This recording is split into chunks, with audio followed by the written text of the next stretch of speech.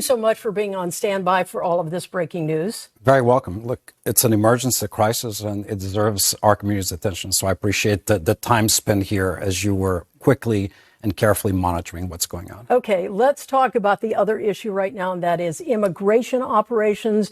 The enforcement is still going on with agents throughout Southern California. In fact, we saw it out there today. How is that affecting school as classes begin next week? Right. It seems we're starting this school year the way we ended last school year, with fear in the minds and hearts of parents and students alike. And quite frankly, some of our own workforce members, we have about 350, at least 350 DACA or TPS recipients who are employees, legal employees of the school system. They may very well be at risk, and we're taking the necessary steps to protect their legal rights. But look, just yesterday morning, as part of our I Attend efforts, I was knocking on doors and speaking with parents and children. I spoke with 7 children and their families, and some of them did convey to me fear in their hearts, preoccupation with the fact that they may be walking their children to school, and there may be actions taken in the area that may directly impact them. What I'm here to say is this: children in this country, regardless of immigration status, have the constitutional protection under the Equal Protection Clause that guarantees access to public education, period. We are going to enforce the law. Unless somebody shows up at the school with a judicial warrant, they have no right to be in our school. We have prevented individuals from entering our schools last school year. We'll do it again. Secondly, we've empowered our community members with information, know your rights cards. We have made many options available to parents, particularly those who may actually have deep fear about sending the kids to schools. We'll maintain some virtual options open and available to them, even though we know the best place for kids is the schoolhouse. And we can guarantee safety and protection from immigration enforcement in our schools. Soon enough, a number of mayors, including Mayor Bass and I, will be making an announcement regarding our expectations specific to decency and comportment and moral behavior around schools. Why? You wouldn't want, as mothers, as a father, I wouldn't want my 4, 5, 6-year-old to witness a traumatizing event unfolding on my way to school. So if nothing else, let's appeal to the better senses of individuals who are conducting these actions and ask them not to do so within a certain perimeter or a radius around our schools. And I know the teachers union was out saying the same thing, that they want some information. They want to be able to tell parents that your students, your child will be safe going to and from school. So are there any real things in place right now that they can do? And is there a way to make them not have that fear? So number one, I think there's no daylight separating the position of the labor entities and our own school system. I think we both believe in and are adamant about protecting the rights of our kids.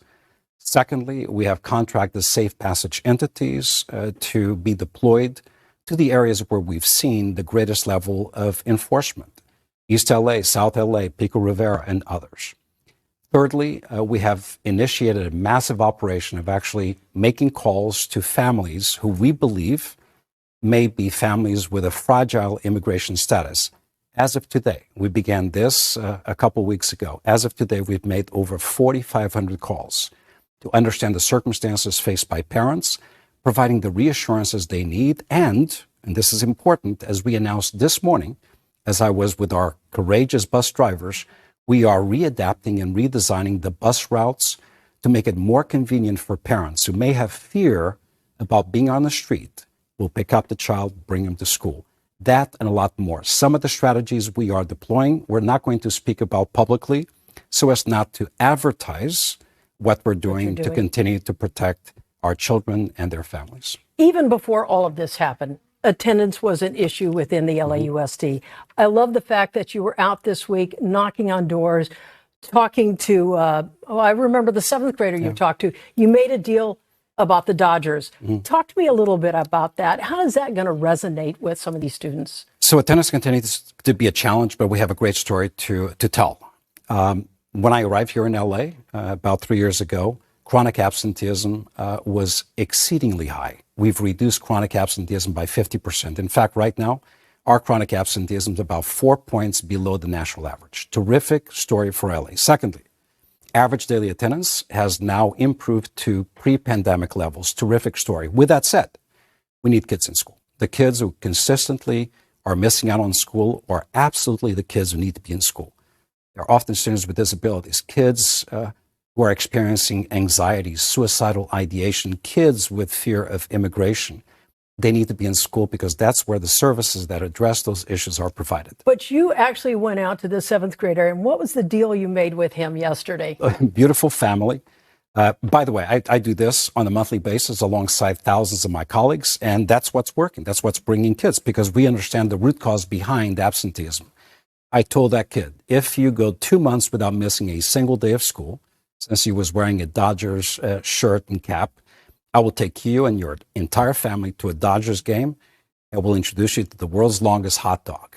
That brought a smile to his face, and that's the deal. Look, we completed a terrific year last year. Highest ever achievement levels in reading, math, and science in the history of Los Angeles Unified.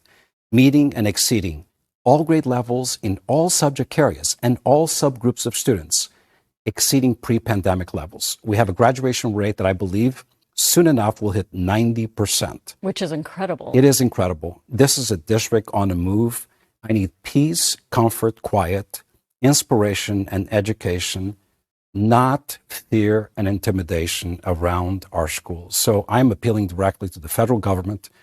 In addition to our appeal, we're going to do our very best to protect our kids, protect our families, and protect our staff. I'm an immigrant. I see myself in the eyes of the children we protect. We will spare no expense or effort to guarantee the safety and protection they deserve. Congratulations. Thank you very much. Thank you. And you're a Dodger fan now, right? I am indeed. All right. Thank you. Thank you. All right.